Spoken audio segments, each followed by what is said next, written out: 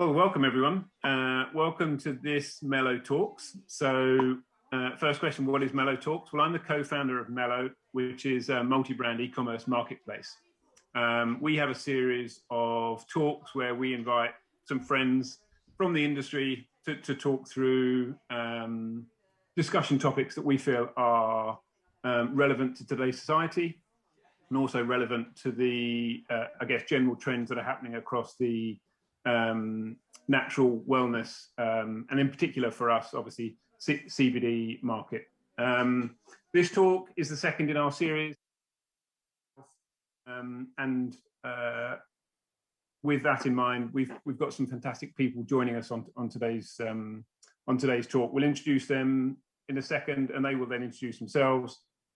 Before we do that, we've got some housekeeping around the talk, because we've also got some great prizes to give away. So for those that are using Instagram, if you could follow Mellow Talk or mellow_talk, which is our handle, and also follow Columbia Care Platinum, and also follow the wonderful Poppy Janey who's joining us. We've got some gifts to give away in the form of some Columbia Care CBD bottles and tinctures, copies of Poppy's signed book, which we can talk about later on. And we've also got one sort of grand prize, which is about £450 thereabouts of a CBD bundle from Columbia Care, and more about who they are in a second, and also a signed copy of Poppy's book. So please follow us and make sure that you interact with us. Please ask any questions if you've got any, and we'll get to them at the end of the session. So this is a half-hour session, should be sort of 35 minutes chat and 10 or 15 minutes of Q&A at the end of it. So I guess without further ado, I want to welcome both Poppy, Jamie, and Dr. Rosemary Mazanet. Poppy's the founder of the Happy Not Perfect podcast, and also more recently an author. She's a mental health and positive wellbeing advocate. In addition to Poppy, joining us is also Dr. Rosemary. She's the chief scientific officer of a medical cannabis company called Columbia Care, based out of the States. Dr. Rosemary is actually joining us from Boston, which is fantastic. And Columbia Care are also the sponsor of this talk as well. So that's covered off who we've got on the panel. You've got me as well, but no one particularly wants to listen to me talk. So we'll just be talking around mental health today. Some of the areas that hopefully we will cover off are addressing mental health issues that people are having, how people are dealing with that, hopefully the role that CBD can play in that. And I guess without further ado, please, Dr. Rosemary, introduce yourself, your company that you work for, Columbia Care, who are, as I say, are our sponsor, and maybe what you hope to get out of today's talk. And then Poppy, you can do the same, and then hopefully we'll dive into a few questions. So hi, I'm Dr. Rosemary. I'm a doctor, as you heard. I was an oncologist for a number of years before I went into drug development. And what that is people who try to make new drugs, particularly for cancer. In my case, I'm also a mom of two kids that are in their late 20s. I'm also a wife. I also have anxiety a lot, and I also have a husband who's very depressed. So I'm sort of like your mom in many ways. I work for a company, Columbia Care, that's been mentioned, and we try to bring the best quality and the best information about the products that we sell, and really offer them in the wellness space so that they're helpful to people. They're not hard to understand. They're easy to understand. And they're sort of really trustworthy products. So that's who I am, and I'm very happy to be here today.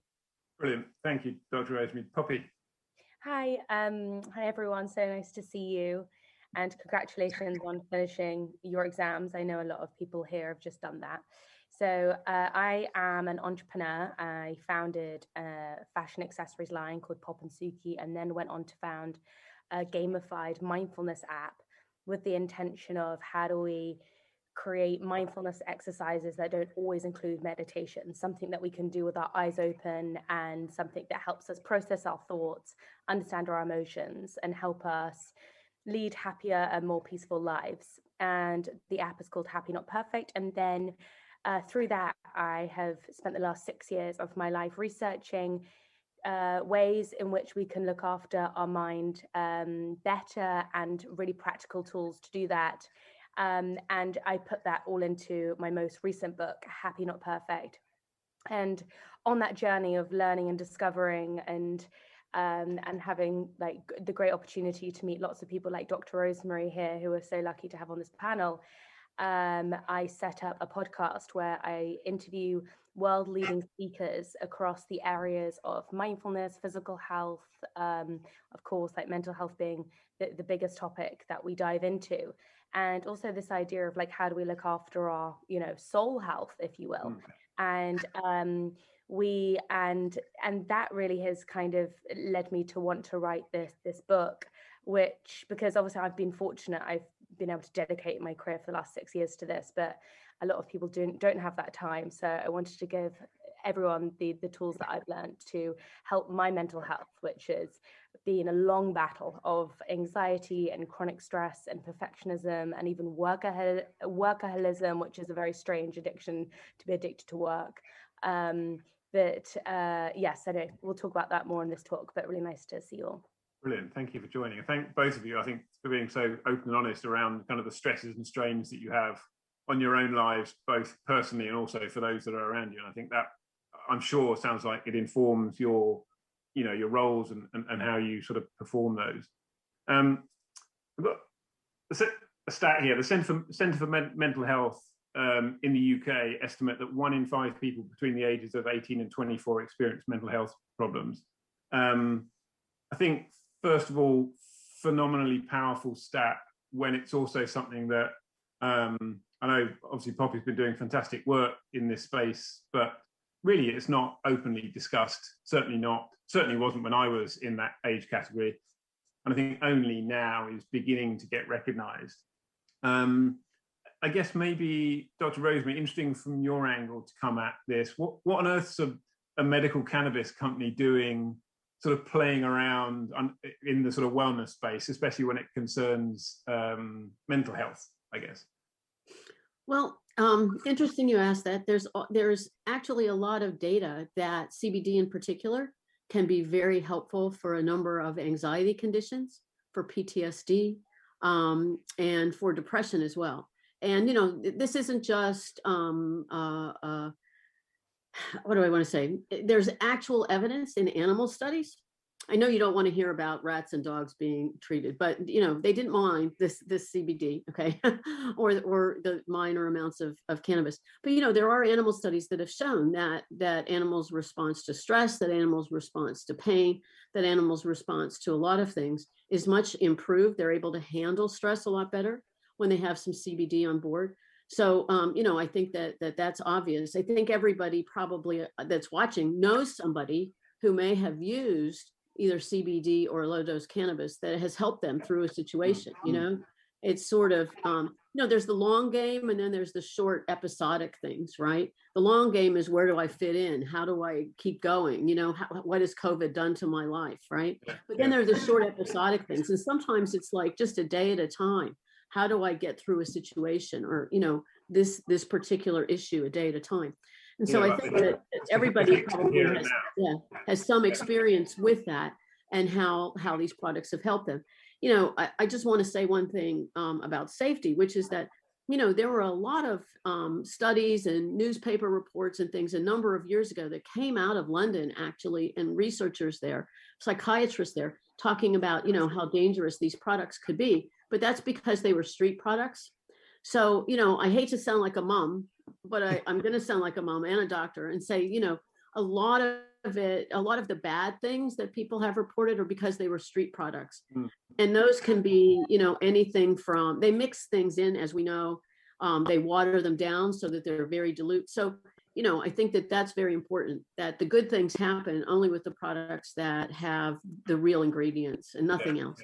Yeah. Good things happen with good products, I guess. Right? Yeah.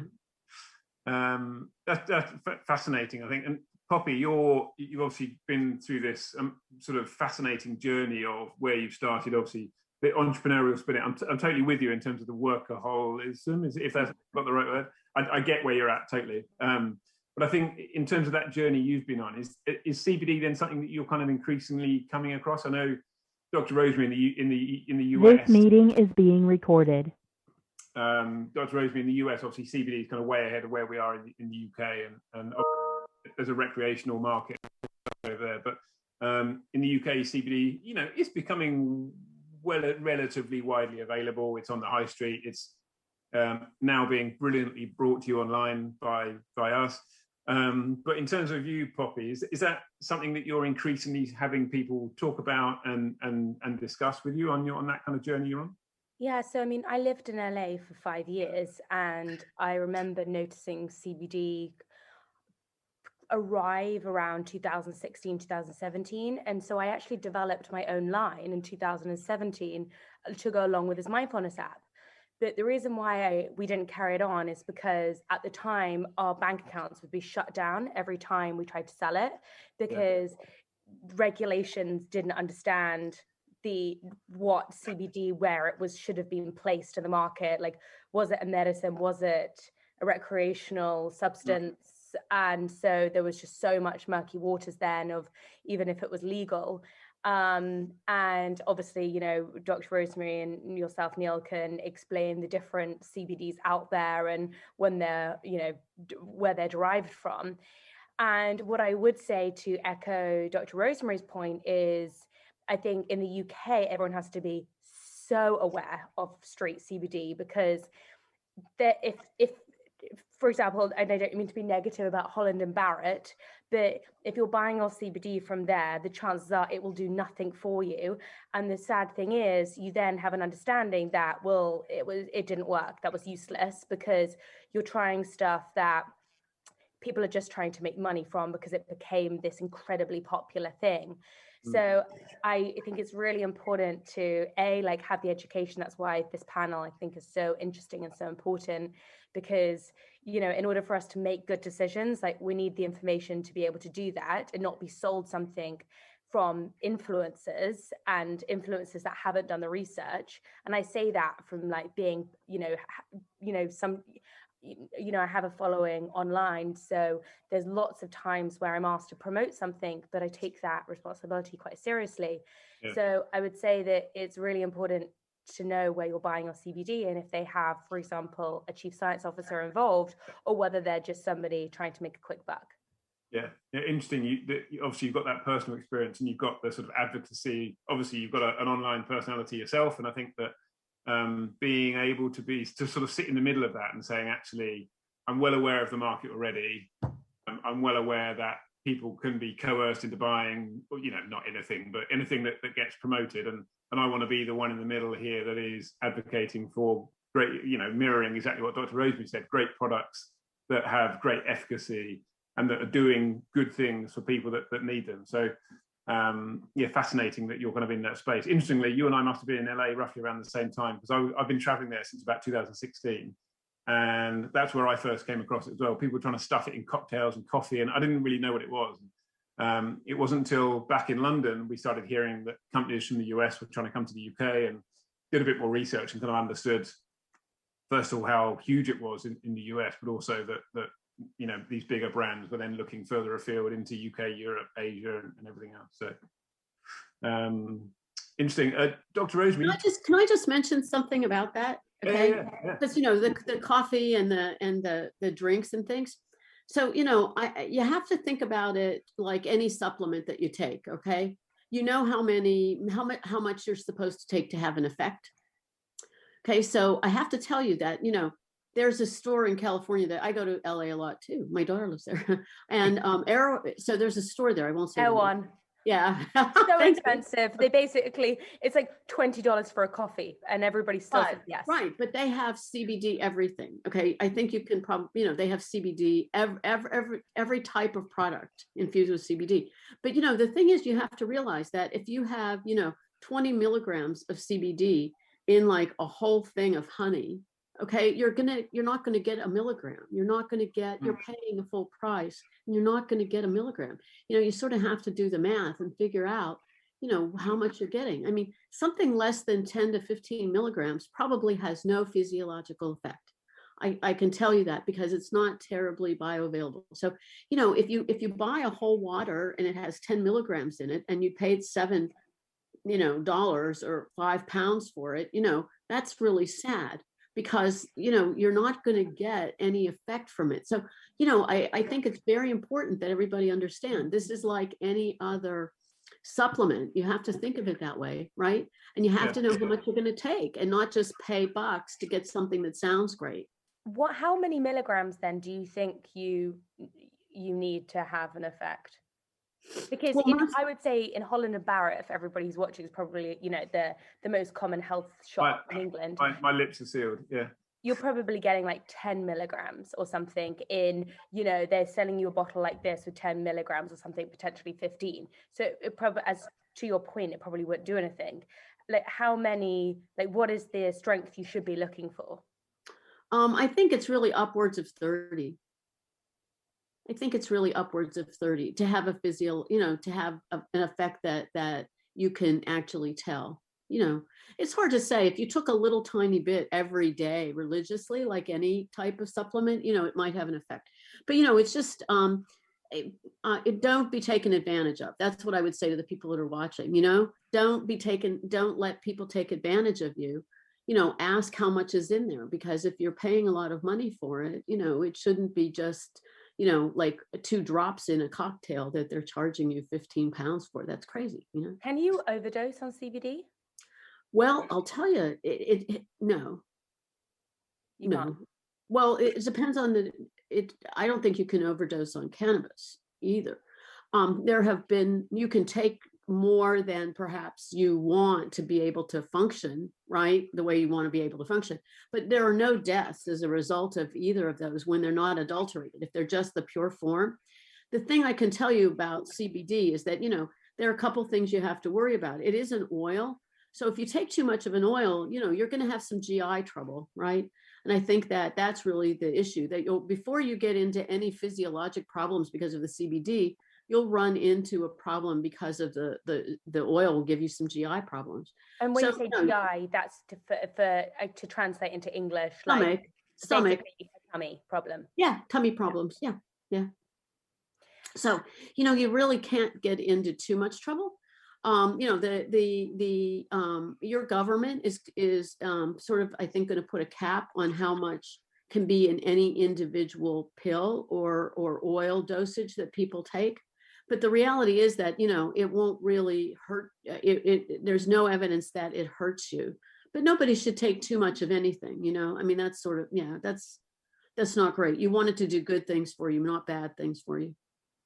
Just sort of getting back a little bit on topic around mental health. I think it's fairly clear that cases are on the rise in the UK. I thought it was fascinating. I don't know whether you saw, I think it was yesterday or maybe Thursday, that Amazon in the US stated they were going to stop testing employees for cannabis use. And so I think the general trend and awareness of mental health and mental health issues across both workplace, and I think, Rosemary, maybe it's worth talking about what you were mentioning just before we came on air around your experience through COVID and your employees at Columbia Care. And I guess maybe Poppy, individuals, if I can maybe split the two of you down the middle, I think that it'd be great to understand the types of conversation you're having with people. And Dr. Rosemary, if we can maybe start with you, the experience you went through through COVID, and then also kind of welcoming staff back, and understanding the traumas that they've been through. I think maybe fascinating maybe to hear, for people to hear that process that you went through and interviewing people. Oh, you know, I had mentioned earlier, it sort of changed me forever. You know, I had to do interviews with all of the employees who had positive COVID tests to determine when they were allowed to come back to the workplace. And, you know, it's like when you get somebody on the phone and they've just had this information given to them, you know, it was really quite impactful. And, you know, even the people that didn't get ill, right? There were a lot of people that were fairly asymptomatic, particularly young people. You know, the fear that they had about their families and, you know, just, you know, have I exposed anyone else? Have I made somebody else's life worse? You know, when can I go back to my life?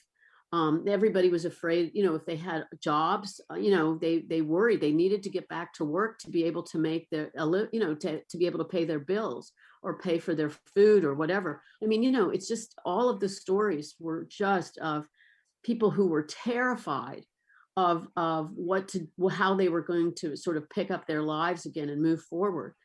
And so I think a lot of people needed to turn to supplements and other things during this time just to be able to, again, that one day at a time, you know, one foot in front of the other, and take it like that and face everything that they were dealing with.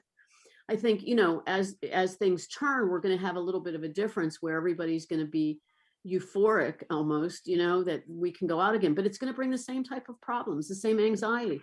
What happened while I write? What did I miss? You know, what would my life have been like if this time period hadn't happened this way?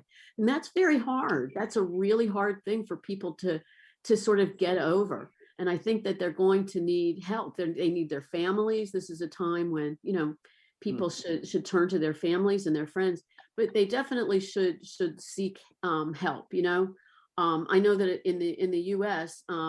And all type of psychiatric, whether it's just seeing somebody who's a therapist or just talking with a friend, have gone up astronomically. And I think that that's helped people cope. So, you know, I think that these products and all supplements can help people cope, because you need to feel healthy. You need to feel strong. You know, everybody has to we have to start to feel strong again instead of weak. And this has happened to us, right? Yeah. So I think that that's very important. Poppy, what do you think? That's what I hear from people. Yeah, I mean, I think the reason why I wrote the book is because I truly believe that, you know, our brain can be our best friend when we're able to manage it in a way that suits us. And I think there's no, you know, one size doesn't fit all. And I think mental health is the most incredible gift of a journey you can take yourself on, and try all these different things. Like, you know, try CBD,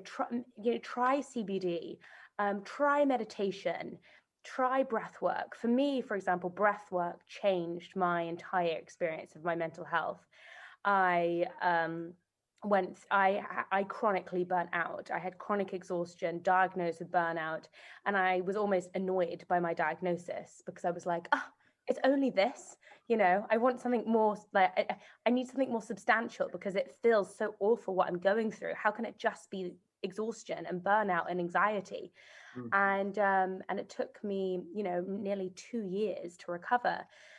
And because I had driven myself into the ground so much by working so hard and not taking any breaks and not looking after myself. And to your point, Neil, about, you know, mental health being more on our cultural agenda, that we're talking about it. When I first started the Happy Not Perfect mental wellness app, when I started developing it in 2015, I was told that I wasn't even able to use the words mental health to investors because the word was so stigmatized then. Could we use other words like mental wellness, easier words for people to digest? And obviously now we have tennis superstars openly talking about their mental health, obviously, you know, leaving the French Open just like this week. And, you know, we have mental health is a conversation that we are now having. And it's incredible because by having this conversation, we're learning. And my route to change was through learning. I think education is the root of change in every area of our life, really. When we know more about ourselves, we also can make better decisions. And so that was a key turning point in my life. And I also think, you know, everybody gets to a point in their life when they're willing to take a moment to want to learn about themselves, and it happens at all different ages. You know, for me, it took a health breakdown to go, okay, then what on earth is my mind telling me? And, you know, some people are much later and some people are earlier. And anyone who's listening to this talk, it's absolutely incredible, because I know, you know, a lot of you guys are, you know, still studying. And so, you know, the earlier you can do it, I think you're just giving yourself these tools for such great wisdom that, as I said, like, allow you to make better decisions for yourself and allow you to create incredible futures. And what I found most fascinating in the research and the science behind how our mind works, you know, our past is the architect of our present. You know, research found that we spend most of our days, like 95% of our day, working out from our subconscious mind. We're constantly in autopilot. But when we're in autopilot, we jump to conclusions, we jump to assumptions, we're very reactionary. But when we start to learn about ourselves, we can take that time to pause, not be in a constant state of reaction, and actually be proactively living life, making decisions that are going to create futures that we really want to live. And this is the turning point in mental health, I think, is when we are a victim of our mind, and then actually we go, no, how can I be empowered by my mental health? Interesting. I think it's the fact that just on this talk we've got two essentially what were taboo, stigmatized conversations almost coming together. So Poppy, fascinating that you were talking about that, you couldn't even use the term that you wanted to use when you were starting your business. And when you start then weaving in cannabis and CBD into that up until recently was absolutely not on the table for discussion.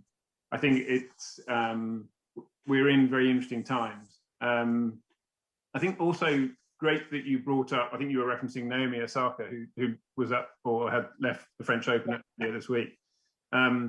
I think that then brings up an interesting conversation around how women are often stigmatized in the press for being very open around mental health. And I think actually the great thing around that is not obviously that they're stigmatized, but it is them that are coming to out in the open and saying that this is what's happening to me, because we're not getting that from the male audience.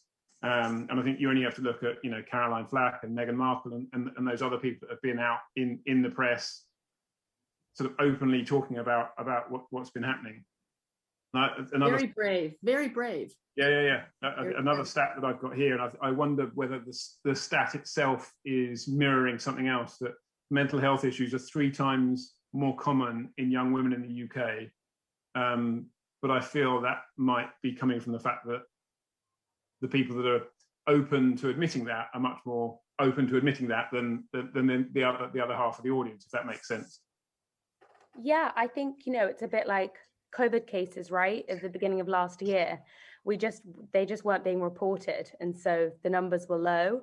And I actually, to be honest, I'm really passionate at the moment to try to raise that conversation around mental health for like any gender that you associate yourself with, because we can only rise together.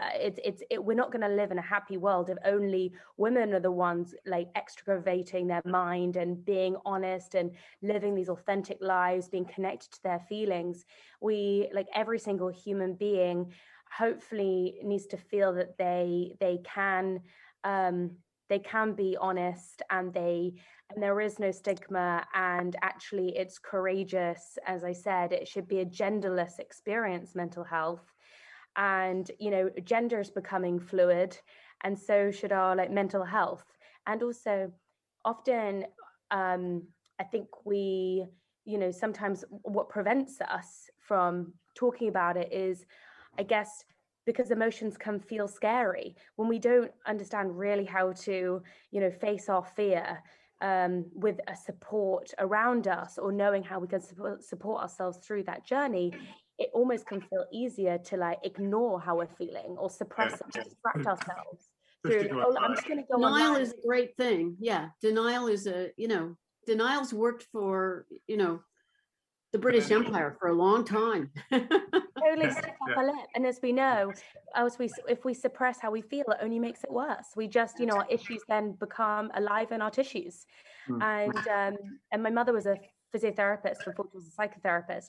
And she would always say for the last, 25 years, whenever she was treating a physical pain, she would ask, well, when did this start? And immediately it was like, when I changed jobs, or when I went through that breakup, or, our daily emotional challenges we all go through can leave scars if we don't really know how to process our emotions in the moment and allow them to almost digest them.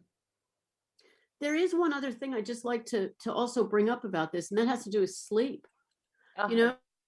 People are having such a difficult time sleeping.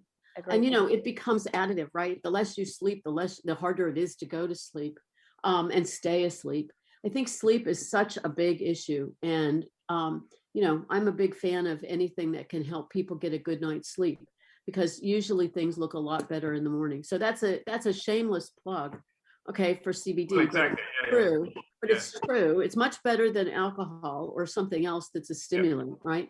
But, I really think that people have been just sort of sitting up all night watching the tube, or they've been streaming things because they're afraid to go to sleep. They don't know what to do, and then tomorrow all looks the same as today, right? It's Groundhog Day, which is a horrible, horrible thing. You need to sort of have some distinction between day and night and what you're going to do this day in a plan. But it's hard to make that. It's hard to move forward when you're so sleep deprived.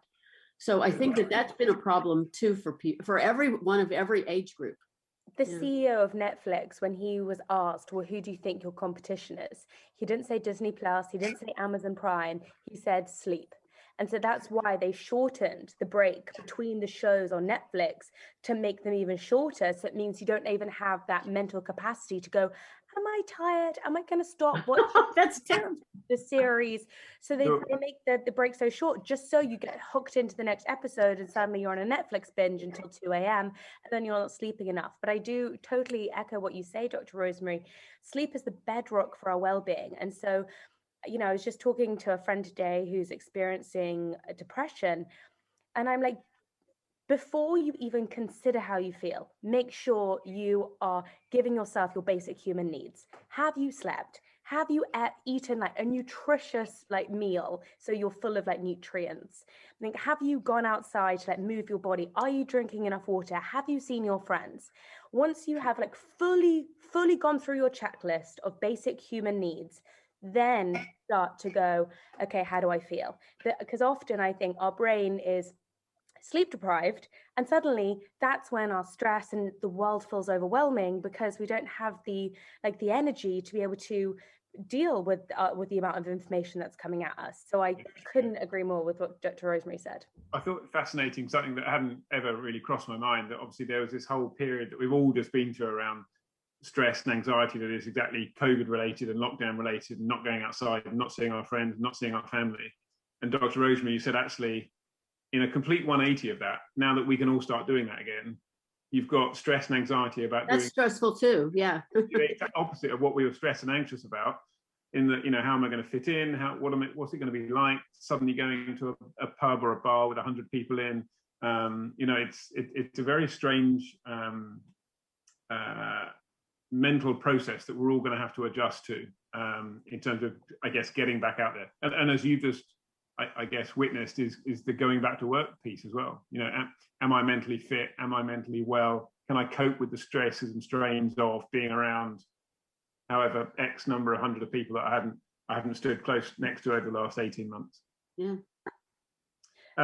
What I would say is the only way to embrace the only way to get over our fears is to embrace our fears. And that is so much easier said than done. And don't get me wrong, I've let my fears build up, and they paralyzed me for years. And it was only when I really started, learning about my mind and ensuring I had the tools, in my toolbox to be able to face my fears. Suddenly you walk through that fear gate and you're like, what was I worried about? Social anxiety. I've had so many conversations recently of I don't even know what to talk about to people anymore. What on earth am I going to say in the pub? I feel like I've been by myself for a year. And everyone's so nervous. But when you let that fear stop you from actually going to the pub, you let the fear win. And so I think that it's just so important for us to learn the tools that help us to be able to face our fears, because as soon as you have done, they do diminish, they do get less. Just very quickly, I'm conscious that we want to dive into some questions that are coming through. In terms of anyone that's listening to this and thinking, how do I, great to have heard all this, how do I maybe help friends or family that I think may be experiencing problems that I don't feel are open or honest enough with themselves in order to sort of broach that subject? Any kind of pointers from a personal, practical perspective that people can take on board, not only personally so that they can recognize in themselves, but also they might be able to recognize in other people? I mean, from my perspective, it's always lead with the most amount of compassion that you could possibly have. Compassion to me is my kind of, I guess, my Bible. Treat everybody as you wish you would want to be treated. So think to yourself, well, what would make me feel good? is it checking in to make sure they're okay, and just always asking, are you okay? Do you want to talk about anything? And if they don't, being, again, totally compassionate with whatever their response is. Is it helping them meet their basic needs? Is it just picking them up to go for a walk?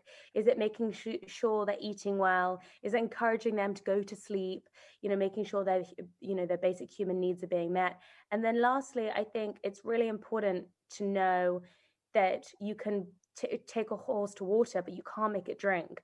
So someone's journey is their journey, and we can only do so much as friends and family to support them.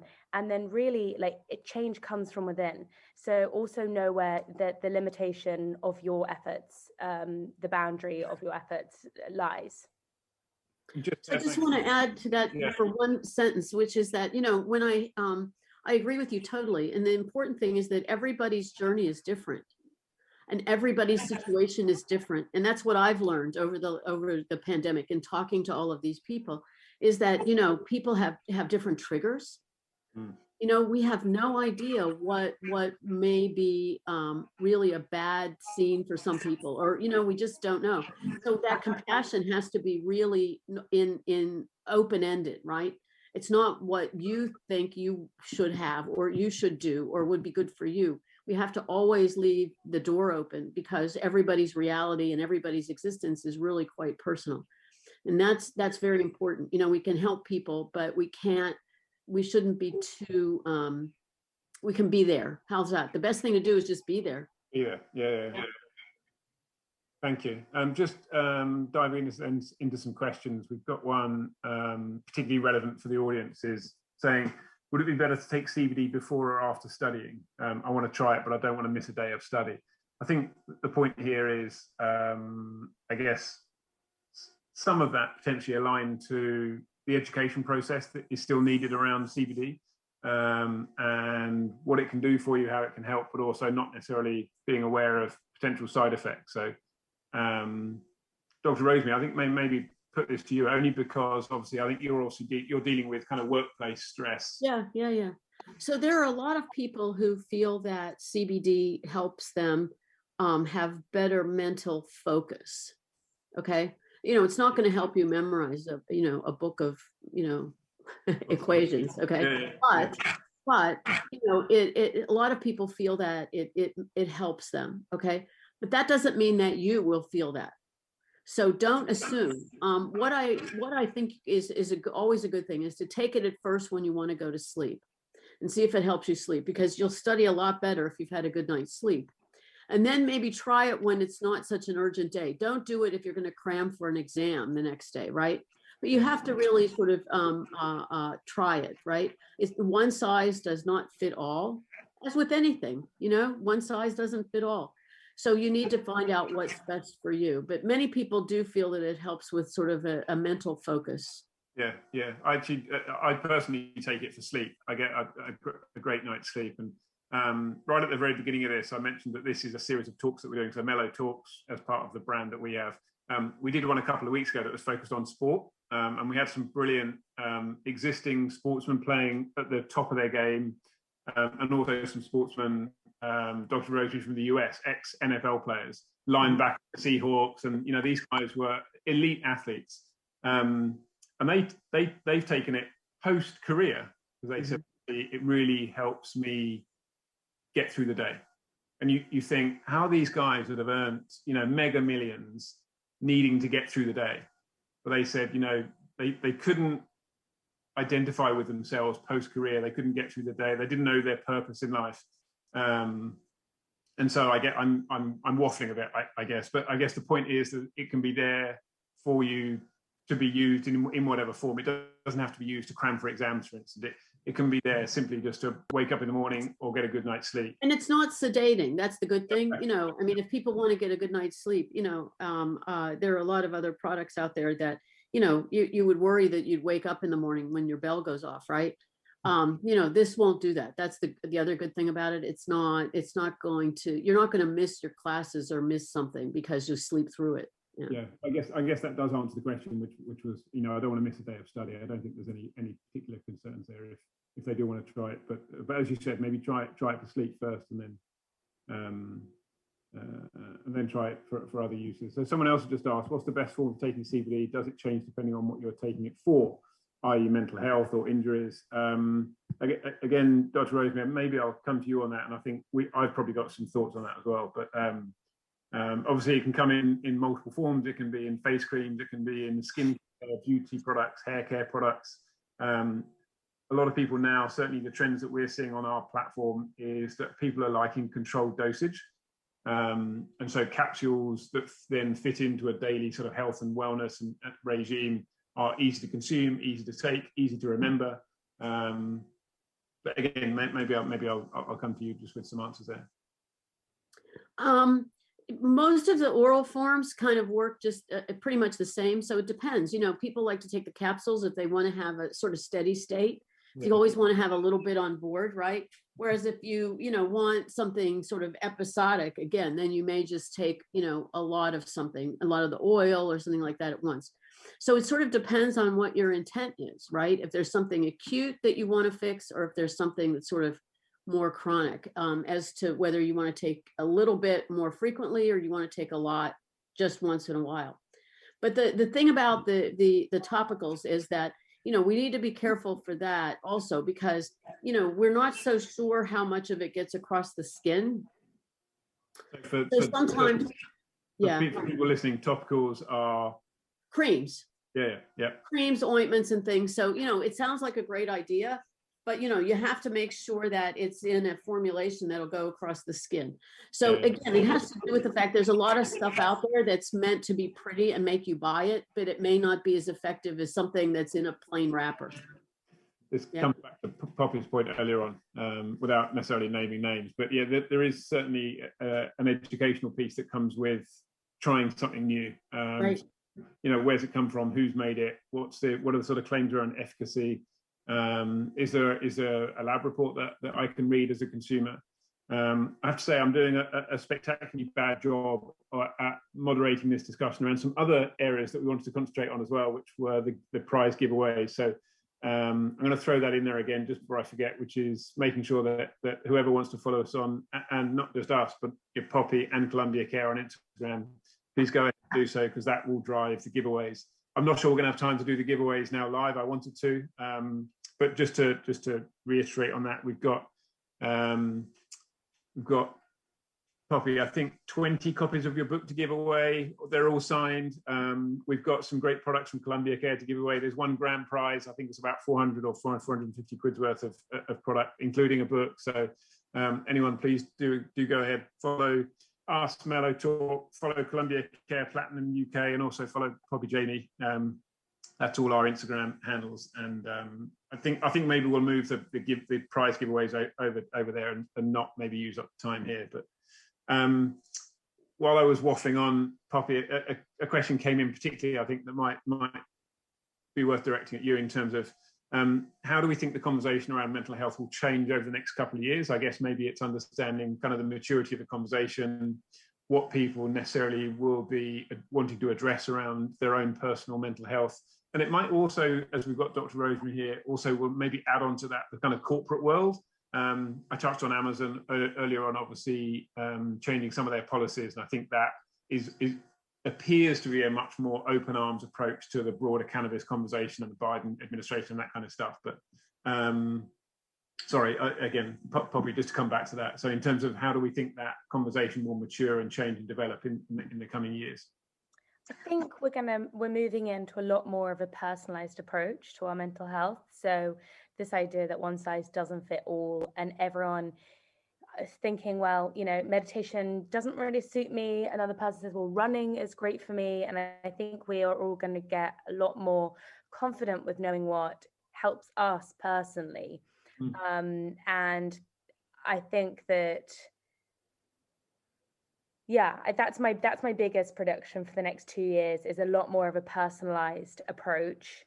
And also, I think the conversation in psychedelics is fascinating for where mental health is going in terms of the research around psilocybin and ketamine, and I think more on the mental illness side of things, the research they've found.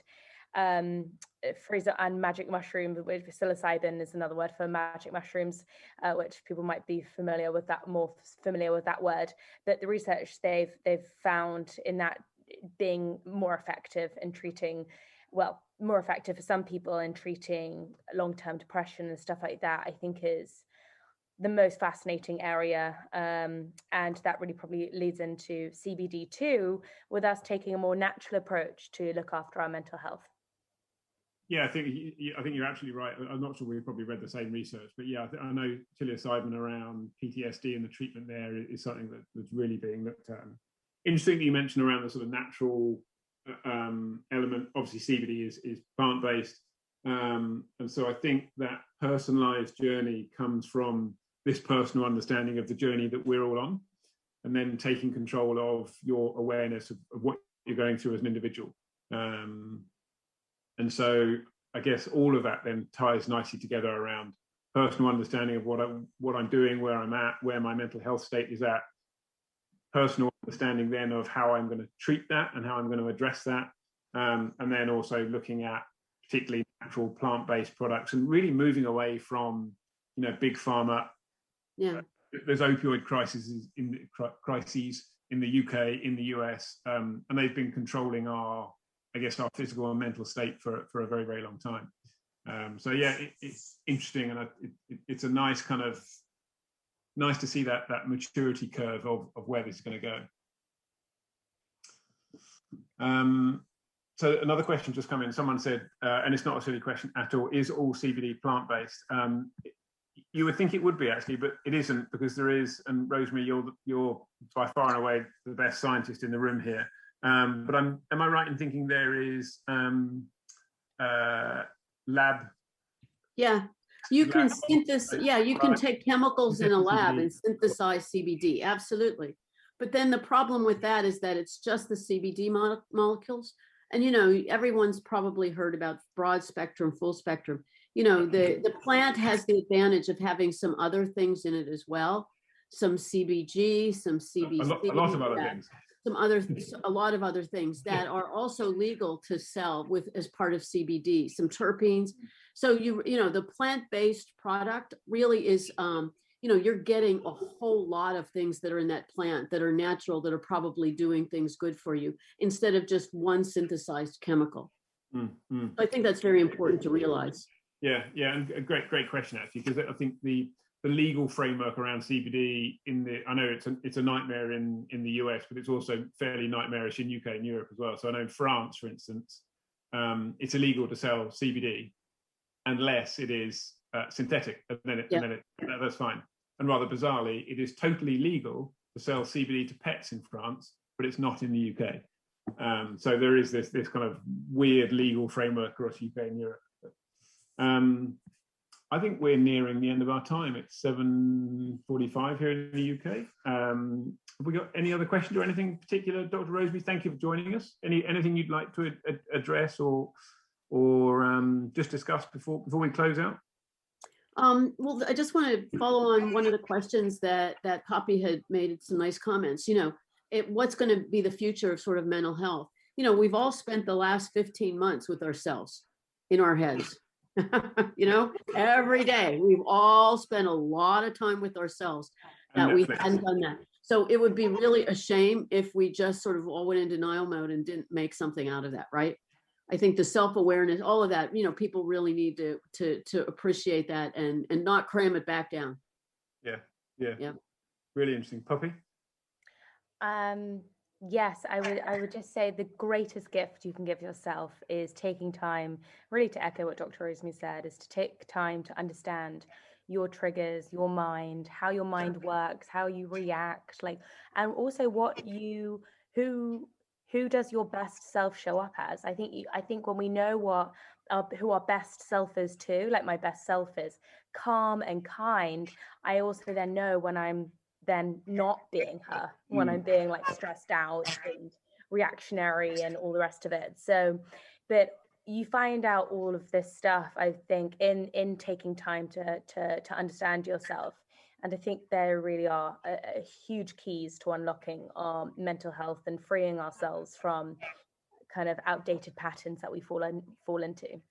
Gets back to that kind of self-awareness piece as well, right?